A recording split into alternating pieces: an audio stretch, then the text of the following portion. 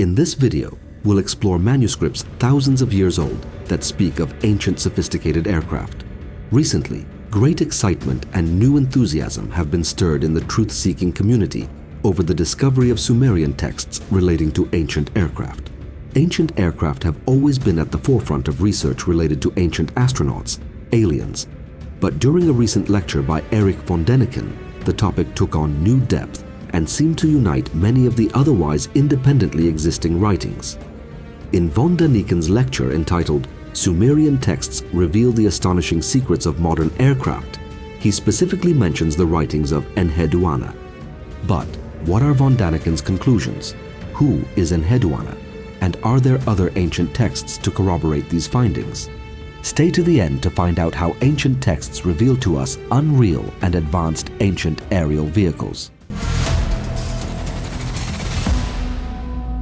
If you take the time to listen to von Däniken's lecture, he doesn't actually quote the Sumerian text he mentions. He simply names Enheduanna as the author who revealed the secrets of advanced aerial vehicles in the ancient world. Just for context, Enheduanna was the first author in the world known by her name and was the daughter of Sargon of Akkad. Whether Enheduanna was a blood relative of Sargon or whether the title was figurative is the subject of much debate. She lived in the 23rd century BC, in the Old Akkadian period. The manuscripts of her poems come from the schools of the 18th century BC, in the Old Babylonian period.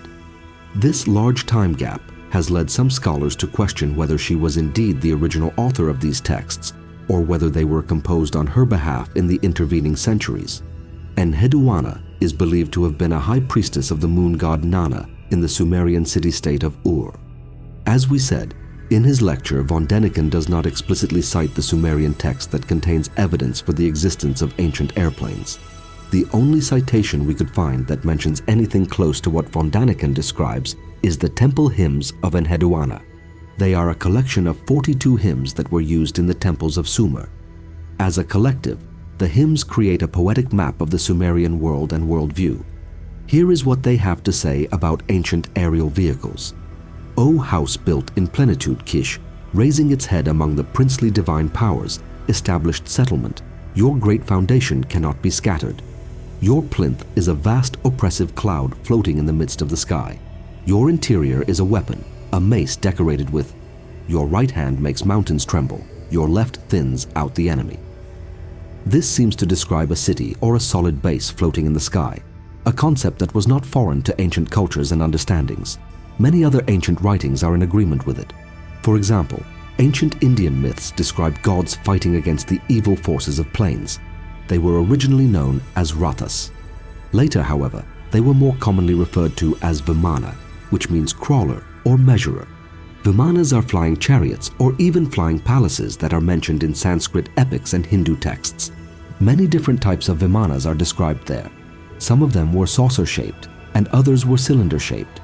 Some were water and land vehicles, while others flew to the moon or farther.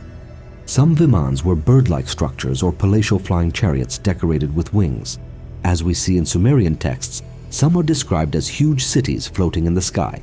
They are recorded as flying at the speed of the wind and making a melodious sound. Vimanas are also constantly described as weapons of war. They were fireproof and unbreakable. Many were described as invisible to enemies. These aerial devices have offensive capabilities, being able to bring enemies to a state of pause. They often cause widespread destruction. In the text of the Yantra Sarvasva, which appears to be an ancient guide to these machines, the sage Maharshi Bharadwaj tells of 3 classes of Vimanas according to their range of flight. Some Vimanas are also created to float.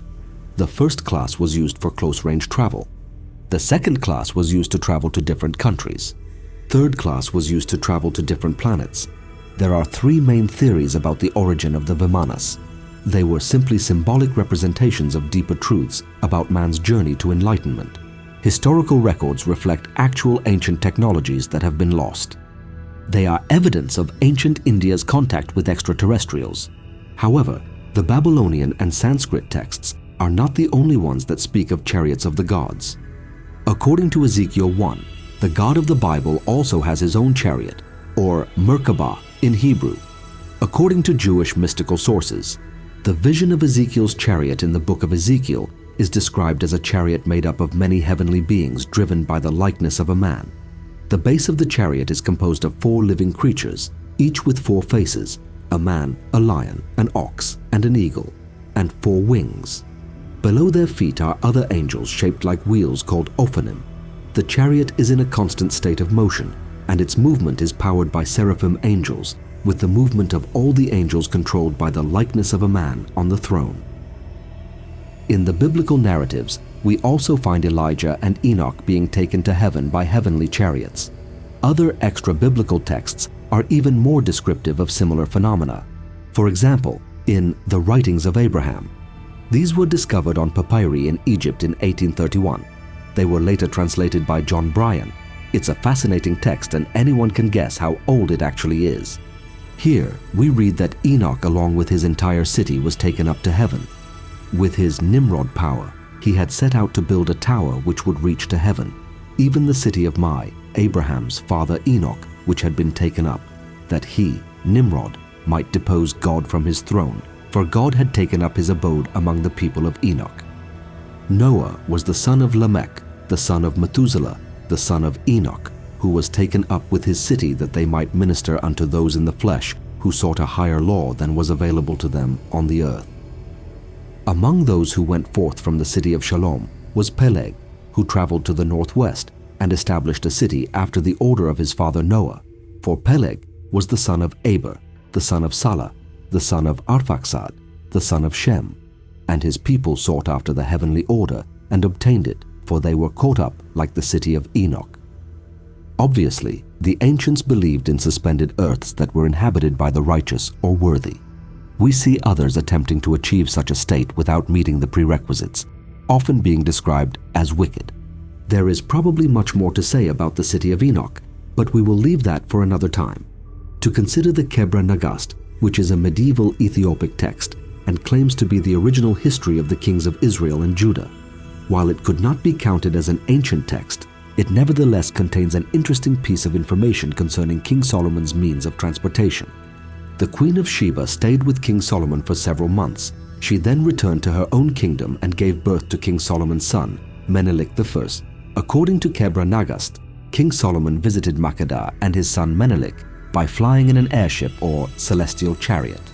The king, and all who obeyed his word, flew on the wagon without pain and suffering, and without sweat or exhaustion, and traveled in one day a distance which took 3 months to traverse, on foot.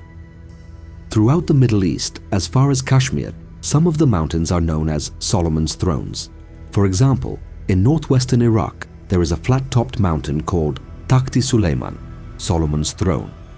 It has been suggested that these may have been landing bases for Solomon's airship. While we are on the subject of Solomon, now is the time to mention his magic carpet. The Valley of the Ants is a medieval Jewish legend about Solomon that is retold in the Jewish Encyclopedia and in the Quran. In the legend, Solomon rides on a magic carpet over a valley of ants that speak to him.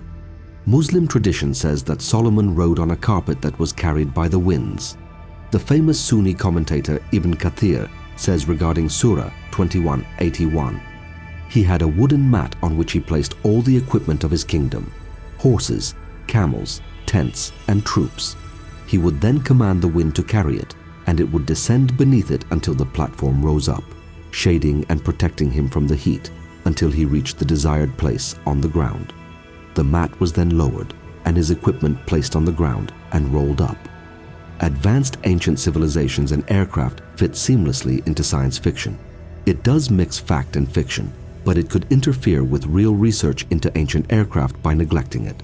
However, if these manuscripts are true, what happened to the flying machines? Have we lost this technology?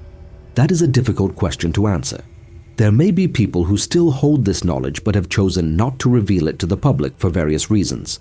Whether you believe in ancient flight vehicles or not, the evidence suggests that those who recorded them believed they were real and not fictional.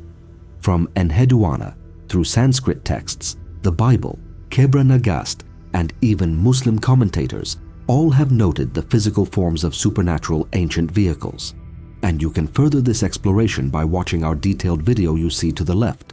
relating to ancient aerial vehicles called Vimanas.